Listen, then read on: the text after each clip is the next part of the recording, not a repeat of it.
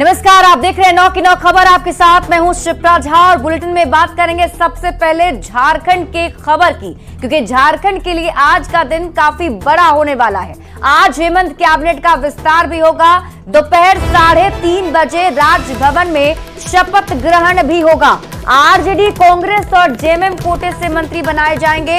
आपको बता दें कौन कौन से मंत्री हो सकते हैं। संभावित मंत्रियों के नाम भी सामने आ गए हैं। मिथिलेश ठाकुर, बसंत सोरेन, दीपक बिरुआ, इन्हें मंत्रिमंडल में जगह मिल सकती है। झारखंड के मंत्री बनाए जा सकते हैं। हाफिजुल हसन एक बार फिर से मंत्री पद की शपथ ले सकते हैं। इनके साथ ही बेबी देवी, सत्यानंद भोक्ता का मंत्री बनना लगभग तय माना जा रहा है, जबकि जेएमएम कोटे से वैद्यनाथ राम को 12वें मंत्री के तौर पर मंत्रिमंडल में जगह मिल सकती है। तो बता दें कि आज ही सीएम हेमंत सोरेन विश्वास मत हासिल करेंगे। विधानसभा के विशेष सत्र में फ्लोर टेस्ट होगा। अगर चंपाई सोरेन को मंत्रिमंडल में स्थान मिलता है तो जेएमएम से किसी एक का नाम कटना तय माना जा रहा है। तो आज सबसे पहले झारखंड विधानसभा में फ्लोर टेस्ट होगा और उसके बाद कैबिनेट विस्तार होना है।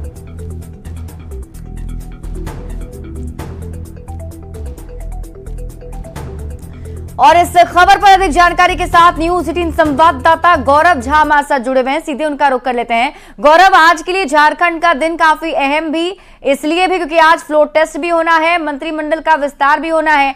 क्या कुछ आज कार्यक्रम होने जा रहा है, कितने बजे से शुरू होगा, पूरी जानकारी दें।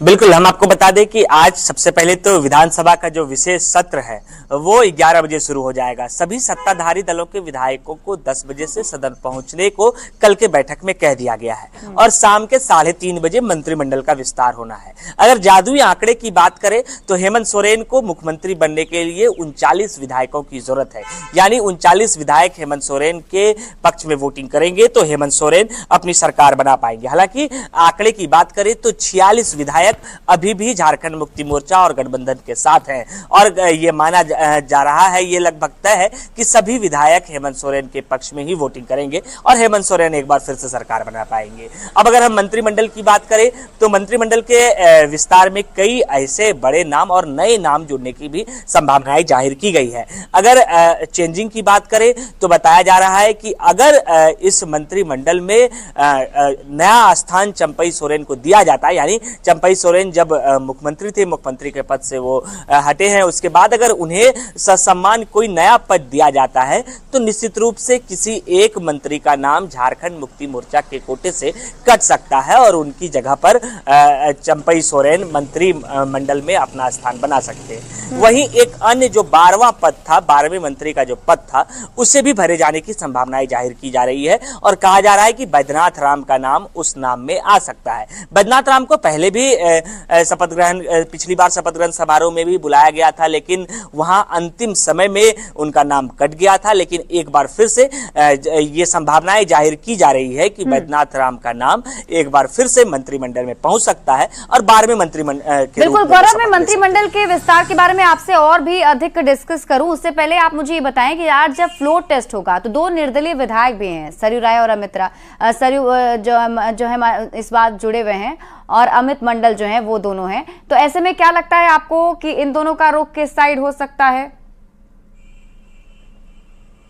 बिल्कुल, अगर दोनों ही विधायकों की बात करें तो अब तक दोनों ही विधायकों की ओर से कुछ स्पष्ट नहीं हुआ है। अगर सरयू राय की बात करें तो उनकी विचारधारा भाजपा से मिलती जुलती रही है। अगर वोटिंग की बात आती है तो निश्चित रूप से वो भाजपा के साथ जा सकते हैं, क्योंकि पहले वो भाजपा के विधायक रहे हैं। उसके बाद हाल के दिनों में ये चर्चा कई जगहों पर चली कि सरयू राय जेडीयू का दामन थाम सकते हैं और अगर जेडीयू का भी दामन थामने की बात करते हैं तो जेडीयू भी झारखंड में और पूरे देश भर में भाजपा गठबंधन के साथ है। तो देखना होगा कि सरयू राय का रुख क्या होता है। इसके अलावे 2 ऐसे भी विधायक झारखंड मुक्ति मोर्चा के हैं जो दोनों नाराज हैं।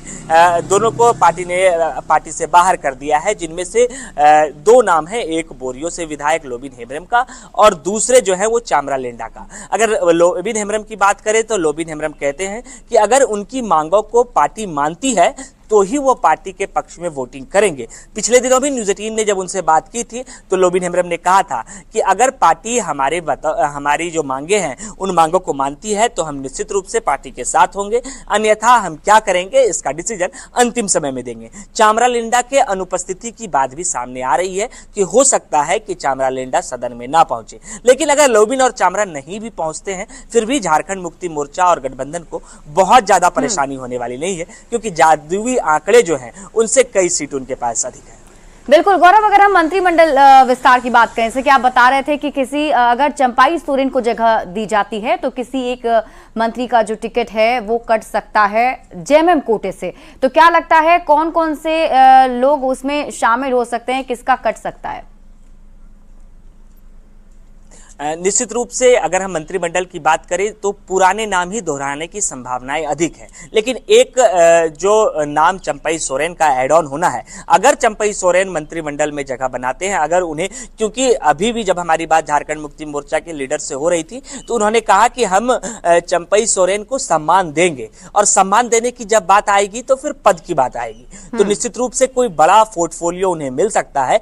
और अगर हम पोर्टफोलियो के लिहाजे से बात करें तो किसी भी बड़े पोर्टफोलियो में उन्हें सेट किया जा सकता है, लेकिन अब बात आता है कि झारखंड मुक्ति मोर्चा के कौन से ऐसे मंत्री होंगे जो अपना पद छोड़ेंगे, यानी जिनको छोड़कर चंपई सोरेन को दिया जाएगा, तो वो ऐसे ही मंत्री हो सकते हैं जो पार्टी के विश्वसनीय हो। जिस तरीके से चंपई सोरेन विश्वसनीयता अपनी बनाए थे, इस वजह से उन्हें मुख्यमंत्री का पद दिया गया था। तो अब देखना होगा कि हेमंत सोरेन किस ऐसे मंत्री और विधायक पर अपना विश्वास जता पाते हैं कि अगर उन्हें मंत्री पद से हटाया जाता है तो वो बगावत ना करेंगे। इनमें कई सारे ऐसे नाम आते हैं कि जिनका संबंध हेमंत सोरेन से काफी अच्छा है, चाहे उनके भाई की बात करें, चाहे गढ़वा से विधायक मिथिलेश ठाकुर की बात करें, इन तमाम लोगों के जो संबंध है वो हेमंत सोरेन से काफी प्रगाढ़ है। और देखना होगा कि किनके साथ बात होती है और किन्हें ये कहा जाता है कि आप स्टॉप करें और अगले मंत्री के रूप में चंपई सोरेन को जगह दें। बिल्कुल गौरव, आप इस बड़ी खबर पर नजर बनाए रखिए। बहुत बहुत शुक्रिया तमाम जानकारी हमारे साथ साझा करने के लिए।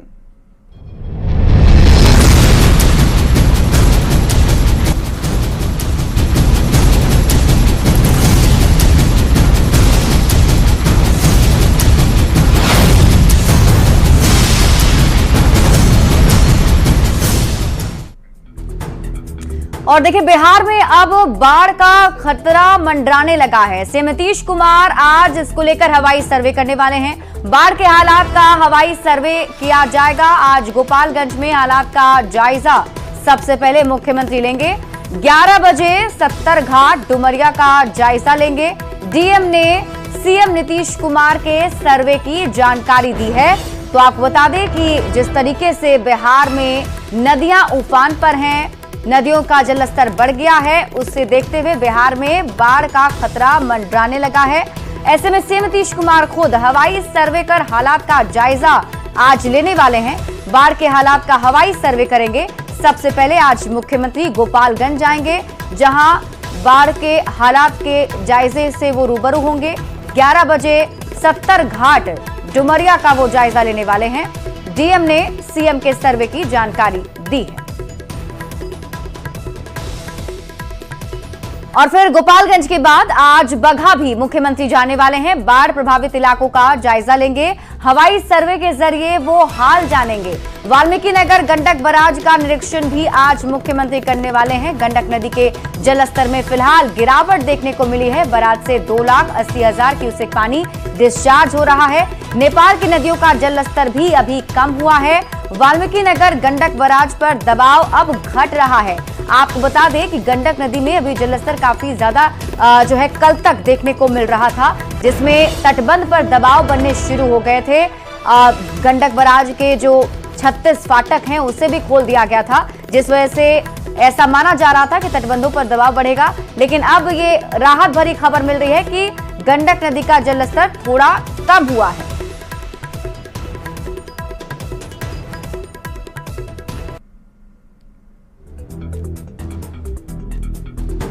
नीतीश कुमार आज बाढ़ प्रभावित इलाकों का एरियल सर्वे कर रहे हैं और वाल्मीकि नगर के साथ ही गोपालगंज के तमाम ऐसे बाढ़ प्रभावित इलाके हैं जहां मुख्यमंत्री आज एरियल सर्वे करेंगे और उन तमाम इलाकों में जो बाढ़ के कारण जिस तरह से परेशानियां हो रही है उनका जायजा लेंगे। और गंडक नदी के जलस्तर में जिस तरह से उछाल आया था और यह जलस्तर बढ़कर 4,40,000 क्यूसेक पार कर गया था। तो तमाम ऐसे पश्चिम चंपारण और गोपालगंज के इलाके हैं जिन इलाकों में पानी फैल गया था और कई तटबंधों पर भी दबाव बना था। उन तमाम इलाकों में क्या हालात है उसका जायजा आज मुख्यमंत्री लेने वाले हैं और एरियल सर्वे के बाद मुख्यमंत्री वाल्मीकि नगर हवाई अड्डा के इस हेलीपैड पर आएंगे और यहाँ अधिकारियों से बात करेंगे। इसके साथ ही वाल्मीकि नगर गंडक बराज में वर्तमान जो स्थिति है उसकी भी समीक्षा करने वाले हैं। तो मुख्यमंत्री के आगमन की सारी तैयारियां पूरी हो गई है और एरियल सर्वे के बाद मुख्यमंत्री नीतीश कुमार वाल्मीकि नगर के इस हवाई अड्डा पर पहुंचेंगे और यहां से तमाम उन इलाकों में भी पहुंचने की संभावनाएं जताई गई है जहां बाढ़ से तमाम परेशानियां हो रही है, जिसको लेकर जिला प्रशासन की पूरी टीम मुस्तैद है। और वाल्मीकि नगर और गोपालगंज के साथ ही तमाम ऐसे इलाके हैं जहां गंडक नदी के जलस्तर के बाद जो परेशानियां उत्पन्न हुई थी उसका जायजा मुख्यमंत्री नीतीश कुमार लेने वाले हैं, जिसकी सारी तैयारियां जिला प्रशासन की तरफ से पूरी की जा रही है। मुन्ना राज, न्यूज़ 18, वाल्मीकि नगर। बगहा में गंडक नदी के जलस्तर में गिरावट दर्ज की जा रही है। नेपाल से आने वाली नदियां धीरे धीरे शांत हो रही हैं, जिसके चलते गंडक बराज पर जलस्तर लगातार अब कम हो रहा है। फिलहाल गंडक नदी में 2,70,000 क्यूसेक का डिस्चार्ज हो रहा है। इस खबर पर और अधिक जानकारी दे रहे हैं न्यूज़ 18 संवाददाता मुन्ना राज। के तराई इलाकों में बारिश थम गई है और बारिश के रुकने के साथ ही लगातार नेपाल के छोटी छोटी नदियों के साथ ही नारायणी नदी के जलस्तर में गिरावट दर्ज की गई है और यहाँ देवघाट गंडक ब्रिज पर जलस्तर लुढ़ककर 3,18,000 क्यूसेक तक पहुंच गया है। तो निश्चित तौर पर नेपाल के नदियों का गिरता हुआ जलस्तर बिहार के लिए सुकून भरी खबर है और धीरे धीरे नेपाल के नदियों के जलस्तर में जिस तरह से गिरावट दर्ज की गई है तो आने वाले दिनों में गंडक नदी के जलस्तर में भी गिरावट जरूर आएगी। तो कुल मिलाकर कहें तो वाल्मीकि नगर गंडक बराज पर भी लगातार जलस्तर लुढ़क रहा है और यह जलस्तर गिरने के साथ ही बिहार के साथ ही उत्तर प्रदेश के कुशीनगर और महाराजगंज के जिलों में जो बाढ़ के हालात बन रहे थे उसमें राहत जरूर मिलेगी। मुन्ना राज, न्यूज़ 18, वाल्मीकि नगर। वहीं कैमूर के मोहनिया अनुमंडलीय अस्पताल परिसर में बारिश के बाद पानी जमा हो गया है। इमरजेंसी वार्ड और डॉक्टर के रूम सहित कई अस्पताल के कमरों में जल जमाव हो गया है। पानी निकासी की समुचित व्यवस्था नहीं है, जिसके कारण जल जमाव की स्थिति से डॉक्टर और मरीजों को काफी परेशानी हो रही है। वहीं इस पर अनुमंडल प्रशासन और नगर पंचायत भी लापरवाही का आरोप लगा रहा है। इमरजेंसी रूम में, डॉक्टर ड्यूटी रूम में सब जगह पानी जा चुका है। काफी दिक्कत होती होगी सर आप लोग को? हाँ, तो अब तो कहीं बैठ भी नहीं सकते हैं, पैर भी नहीं धो के बेड पे भी, चेयर पे भी बैठ सकते हैं। ये नहीं, अब ऐसे ही रहना है। कोई नगर पंचायत कर्मी कोई आया है ना देखने के लिए पानी लगा है? तो मेरे ड्यूटी में कभी तो नहीं आया है। शिवहर के मोहारी में बागमती नदी से लगातार कटाव हो रहा है। हालात इस कदर खराब हैं कि नदी के कटाव से तटबंध पर खतरा बना हुआ है। जल संसाधन विभाग कटाव को रोकने के लिए दिन रात काम कर रहा है। खबर पर और अधिक जानकारी दे रहे हैं न्यूज़ 18 संवाददाता राकेश रंजन। नेपाल के जलग्रहण वाले इलाके में लगातार हो रही बारिश के कारण सीतामढ़ी और शिवहर जिले से गुजरने वाली बागमती नदी पूरी तरीके से उग्र रूप धारण कर चुकी है और आप तस्वीर देख सकते हैं। सीतामढ़ी और शिवहर जिले से जो बागमती नदी गुजरती थी वह लगातार कल तक प्यासी थी, लेकिन आज इसका खौफनाक जो मंजर है वह देखने को मिल रहा है। इस वक्त मैं मौजूद हूँ शिवहर जिले के मोहारी गांव में और मोहारी गांव में बागमती नदी से कटाव हो रहा है और कटाव इस कदर खतरनाक तरीके से हो रहा है कि तटबंध के मजबूती पर अब सवाल पैदा हो रहे हैं। नहीं, सैकड़ों की संख्या में मजदूरों को लगाया गया है और जल संसाधन विभाग के अधिकारी लगातार कैंप कर रहे हैं और कटाव रोकने की तमाम तरह की कोशिश की जा रही है, लेकिन सफलता हाथ नहीं लग रही है। शिवहर के डीएम और एसपी समेत जो प्रभारी मंत्री हैं वो उनके द्वारा भी इस कटाव का जो क्षेत्र है उसका मुआयना किया गया, लेकिन फिर भी अभी भी कटाव हो ही रहा है। हमारे साथ कुछ स्थानीय लोग हैं, उनसे बात करते हैं। कटाव चल रहा है, रात दिन हम लोग यहीं पर काम कर रहे हैं। अच्छा जी, किस तरीके का कटाव? खतरनाक है क्या? अभी तो खतरनाक ही समझिए। खतरनाक ही जी, हम लोग दिन रात लगे हुए हैं, इसी में काम कर रहे हैं इसको प्रोटेक्शन के लिए, लेकिन पानी जो ही घटेगा इसका प्रोटेक्शन टूट जाएगा। अच्छा, खतरनाक हो सकता है। खतरनाक हो सकता है जी, तटबंध भी टूट सकता है। तटबंध भी टूट सकता है। तो आप लोग किस तरीके से इसको रोकने का कोशिश कर रहे हैं? बांस, बल्ला, बोरी, एनसी सब कुछ कर रहे हैं पूरा। अभी कोई मतलब स्थिति सामान्य है, मतलब स्थिति स्टेटस सेफ है, सुरक्षित है। अच्छा, कोई अभी मतलब खतरनाक स्थिति में नहीं है।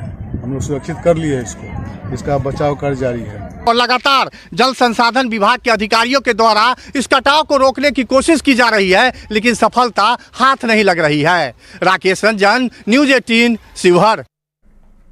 और बिहार में ठनका जानलेवा साबित हो रही है। 24 घंटे में ठनका की चपेट में आने से 9 जिले में 10 लोगों की मौत हो गई। नालंदा में 2, वैशाली में 1 और सहरसा में 1 की मौत हुई है। इसी के साथ रोहतास, सारण, जमुई, भोजपुर और गोपालगंज में भी 1-1 लोगों की मौत की खबर है। सीएम नीतीश कुमार ने 10 लोगों की मौत पर गहरी संवेदना जताई। उन्होंने मृतक के आश्रित को 4-4 लाख का मुआवजा देने का निर्देश भी दिया। मुख्यमंत्री ने लोगों से अपील की है कि सभी लोग खराब मौसम में पूरी तरह सावधानी बरतें। खराब मौसम होने पर वज्रपात से बचाव के लिए आपदा प्रबंधन विभाग की ओर से भी जारी सुझावों का पालन करें। खराब मौसम में घर में रहें और सुरक्षित रहें। और देखिए, पटना समेत पूरे बिहार में मानसून काफी सक्रिय है। मौसम विभाग के मुताबिक आज भी बारिश हो सकती है। मौसम विभाग ने कई जिलों में बारिश को लेकर येलो अलर्ट जारी कर दिया है। इस खबर पर और अधिक जानकारी दे रही हैं न्यूज़ 18 संवाददाता विनीता मिश्रा।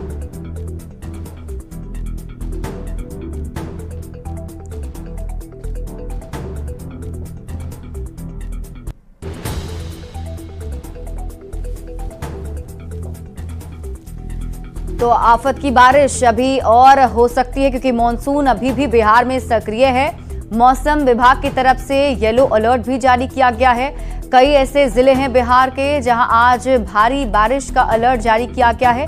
कौन कौन से जिले हैं उसके बारे में भी हम आपको लगातार बता रहे हैं। और आपको ये बता दें कि कई जिलों में वज्रपात के साथ भारी बारिश हो सकती है, ठनका भी गिर सकता है। ऐसे में लोगों से सुरक्षित रहने की अपील की जा रही है। सीएम नीतीश कुमार ने भी लोगों से अपील की है कि मौसम अगर खराब हो तो आप बाहर ना निकलें, अपने घरों में ही रहें। खास तौर पर जब बारिश हो रही हो तो उस वक्त तो घर से बाहर बिल्कुल ना निकलें, क्योंकि ठनका गिरने की भी आशंका जताई जा रही है। मौसम विभाग की तरफ से एक बार फिर से अलर्ट जारी किया गया है। कई जिलों में बारिश को लेकर ये अलर्ट जारी किए गए हैं। मौसम विभाग ने ये भी बताया है कि लोगों को जब ठनका गिरे या फिर बारिश हो रही हो तो उस वक्त घर के अंदर ही रहना है।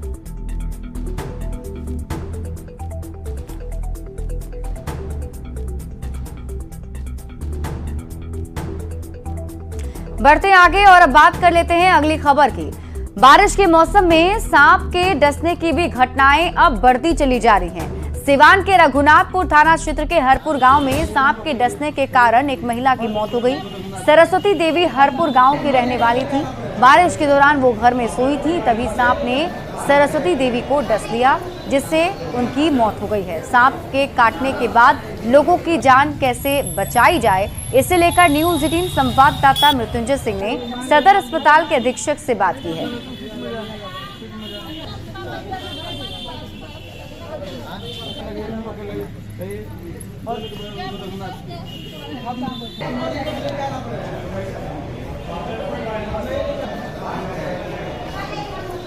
यही सुधा रही तो कर लेंगे, बारह खुआओगे तो गया।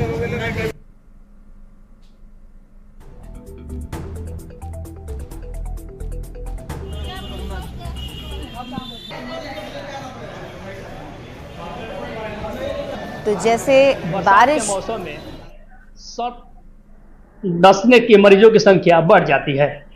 सांप डसने के बाद अगर लोग सिवान सदर अस्पताल में आते हैं तो यहाँ किस तरह की दवाइयाँ है, मेडिसिन है या नहीं है, हम जानने की कोशिश करेंगे। इस अस्पताल के अधीक्षक है कि आखिर किस तरह के उपचार करना चाहिए और क्या क्या मेडिसिन सदर अस्पताल में है। सर, किस तरह की मेडिसिन सदर अस्पताल में? देखिए, हमारे यहाँ जो भी सर्पदंश के मरीज आएंगे उनके लिए एंटीस्नेक वेनम पर्याप्त मात्रा में है, सभी दवाइयाँ पर्याप्त मात्रा में है। मैं ये अपील करूँगा यहाँ की जनता से कि आजकल कहीं भी कोई भी अगर सांप काटता है तो आप लोग झाड़ फूंक नहीं करवाएं, कहीं भी नहीं जाएं, क्योंकि यहाँ पर आकर के उसका प्रॉपर ट्रीटमेंट कराएं और सारी ट्रीटमेंट, सारा इलाज हमारे यहाँ उपलब्ध है और मुफ्त में उपलब्ध है। तो सांप काटता है तो आप झाड़ फूंक नहीं करवाएं, बस मेरा यही अपील है, प्रॉपर ट्रीटमेंट करवाएं। अस्पताल में पूरी मेडिसिन है, सारी मेडिसिन अवेलेबल है, हर तरह की व्यवस्था अवेलेबल है यहाँ पे। तो ये थे हमारे साथ सिवान सदर अस्पताल का अधीक्षक। कहना था कि अक्सर बारिश के समय देखा जाता है कि सांप बाहर निकलकर किसी को डस देते हैं। ऐसे में वो लोग जो अंधविश्वास में नहीं पड़े, झाड़ फूक नहीं कराए, सीधे अस्पताल आए। यहाँ पे सारी मेडिसिन अवेलेबल है। मृत्युंजय सिंह, न्यूज 18 सिवान। और फिलहाल इस बुलेटिन में अभी के लिए बस इतना ही। आगे देख लेते हैं हेडलाइंस।